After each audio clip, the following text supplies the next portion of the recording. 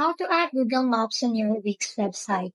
Hey guys, in today's video, I'm going to show you how to add Google Maps into your Wix website. Let's get started. First, log into your Wix account.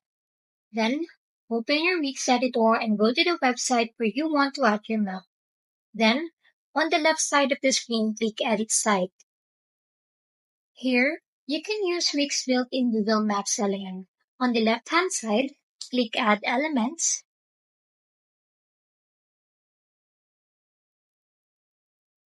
In the search bar, type Maps.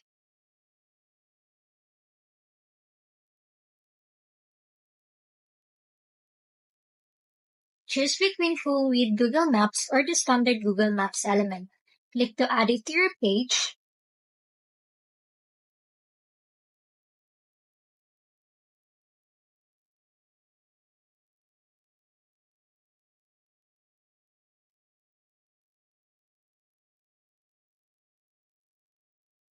Once added, click on the map.